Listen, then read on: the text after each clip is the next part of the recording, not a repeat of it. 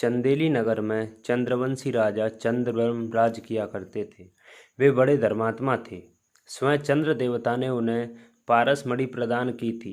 पारस मणि लोहे को सोना बनाने में सक्षम होती है।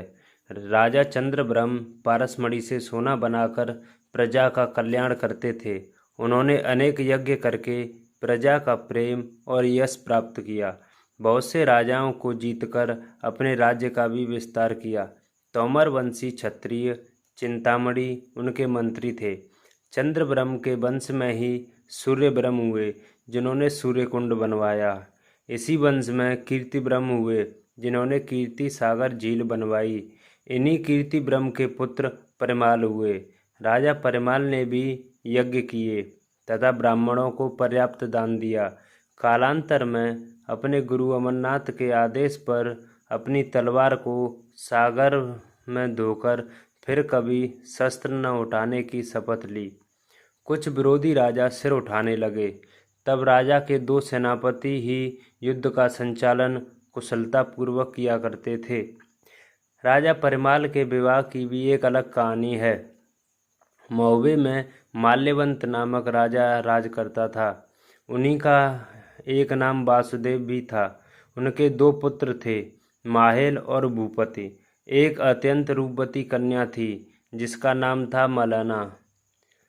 महोबे पर युवा परिमाल ने आक्रमण किया और पराक्रम से विजय प्राप्त की। राजा माल्यवंत ने अपनी पुत्री मलना का विवाह राजा परिमाल से कर दिया था और अपना राज्य वापस ले लिया। मलना चंदेली की रानी बन गई। सुंदरी मलना को राजा परिमाल बहुत प्रेम करते थे। उसकी हर बात मानी जाती थी। मलना को चंदेरी का महल अच्छा नहीं लग रहा था। उसने अपनी इच्छा व्यक्त की कि उसे महोबे के महल में ही रहना है। अतः परिमाल ने अपने ससुर और सालों को महोबे से उरई के महल में जाने का आदेश दिया। परिमाल और रानी मलना महोबे में आ गए। मलना के भाई माहेल को यह व्यवहार भीतर तक घायल कर गया। रिश्तेदार और ऊपर से मृदुभाषी दिखाई देने वाला माहेल भीतर से परिमाल की प्रसिद्धि से जलने लगा। माहेल ने अपने अनुज भूपति को जगनेरी का किला दे दिया और माहेल स्वयं उरई में राज करने लगा। प्रगट में माहेल और भूपति राजा परिमाल की अनुमति से ही सब कार्य किया करते थे, परंतु माहेल भीतर से सदैव बहन के परिवार से ईर्ष्या रखता था। राजा परिमाल जान गए थे कि माहेल का चुगली करने का स्वभाव है, अतः वह माहेल की बातों पर अधिक ध्यान नहीं देते थे। माहेल अवसर पाकर उनका अहित करने का कोई न कोई अवसर ढूंढता रहता था। भूपति को जगनेरी का दुर्ग सौंप दिया गया।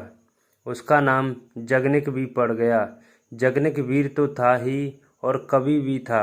वह युद्ध में साथ रहकर अपनी कविता से सैनिकों का उत्साहवर्धन किया करता था। राजा परिमाल तथा अलाउद्दीन की वीरता का मूल वर्णन परिमाल रासों में मिलता है।